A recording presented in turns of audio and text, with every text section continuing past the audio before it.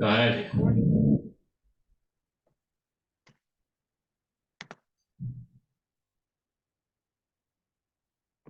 Ready? Okay.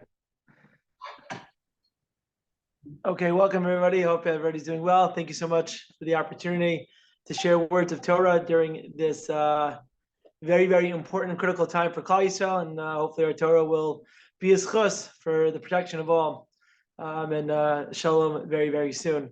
I just want to share with you three very quick ideas within the 5 minutes we have remaining, which I think could give us some insight, both in terms of our own Torah knowledge, as well as help us appreciate and gain some perspective in terms of what we're going through, and maybe what can be a call to action, how we could ourselves respond to the difficult situation that we find ourselves in.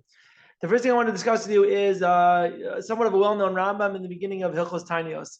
The Rambam in the beginning of the laws that have to do with fasting, the Rambam says something very striking. The Rambam explains, I'll just read it to you right now.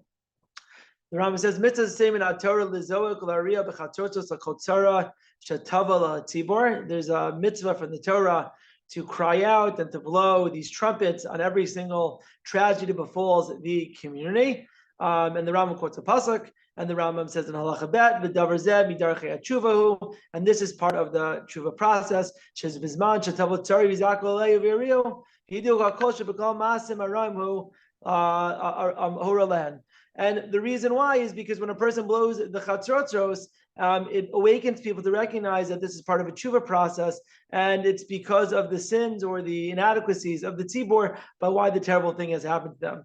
Then the Rambam says something very striking. The Rambam explains about im lo yizaku v'yariu el yomer davar zeh mimenu ha'olam ira lanu v'tzarzu nikres.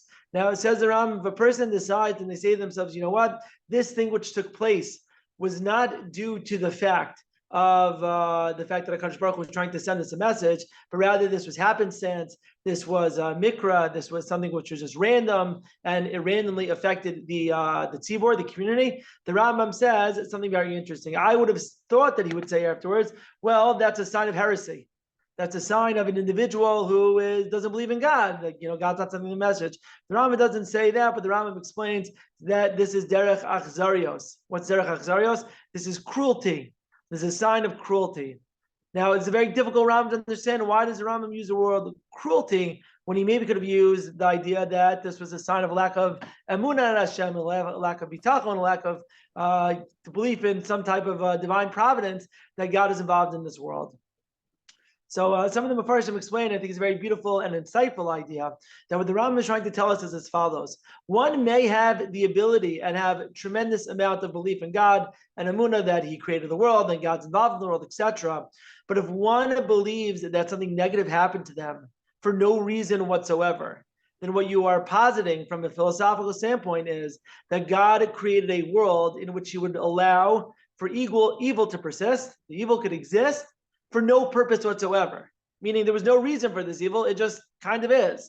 And as opposed to, it seems to be that the more Jewish perspective is when evil happens, it's a moment for self-introspection. It's an opportunity for tshuva. It's an opportunity to self-analyze and ask ourselves, where can we be better? We're never going to know, and God forbid, we're never going to know get in God's mind. It's a pasuk in Navi that we say every single Rosh Chodesh, every single Tainus that we read. Lo machshav vosai machshav voseichem, lo derachem derachai. Hashem says that my ways are your ways, and my thoughts are not your thoughts. But at the very least, we know that God could be sending us a message, wanting us to engage in a form of introspection that we could better ourselves to become the best version of ourselves that we can be. And if one doesn't do that, so it's cruel, because you're saying that God's allowing for this evil to exist for no reason whatsoever. That's one idea, and I think it's worthwhile for all of us to see if we could find ways in which we could better ourselves. And I think that's a proper response to the times that we find ourselves in.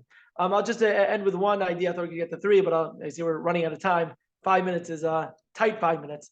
So I will just end with one idea from this week's Parsha.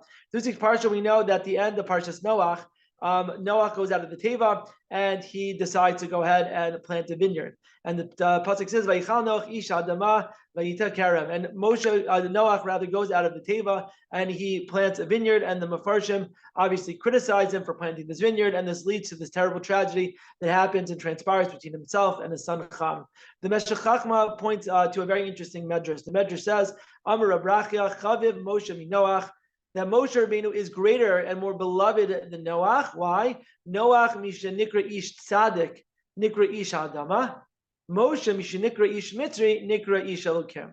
The Medrash explains, if you look and you plot the lives of Moshe versus Noach, you see something very interesting. Noach is first identified as an ish tzadik, and only afterwards he's known as a ish adama, meaning there is some type of lowering of level in terms of how he's identified. And Moshe is the opposite. Moshe is first known as the Ish Mitzri, an Egyptian man, and then he's known as an Ish Elokim, a godly man. What's the difference here between Moshe and Noach? Meshech Chachma explains quite beautifully that the difference between them is as follows. When it comes to Meshech Chachma says there's two forms of avodas Hashem. One type of avodas Hashem is very, like we spoke about, introspective and working on oneself. But if one is only working on oneself and not looking to go and impact and affect the community, so there's something lacking in a person's self-perfection. The greatness of Moshe Rabbeinu is that he was able to work on himself, get closer to God, engage in that self-introspection, but at the same time, caring very deeply about the world and the people around him. And therefore, Moshe Rabbeinu goes through this evolution of an Ish Mitzri to an Ish Elokim. However, Noach, whatever the reason is, was focused on himself, and he was an Ish Tzaddik. But that was not sustainable because that greatness was only internal and it wasn't looking to affect and impact other people. Baruch Hashem, we are part of an unbelievable community where the chesed that is going on over here and the introspection is certainly not one which is internal and only focusing on ourselves, but we're looking to go ahead and help and impact everybody around us. So, Be'ezrat Hashem, we should keep this in mind that when we're engaging in our own self-introspection, not chas v'shalom saying that things just happen the way that they are. That's derech achzarios. But no, God is trying to send us a message. He wants us to better ourselves. That bettering ourselves and that self-introspection should lead not just to a betterment of the individual, but also one that can impact and affect the entire world and community around us. And Be'ezrat Hashem, that should serve as a protection for Klal Yisrael. Thank you all so much.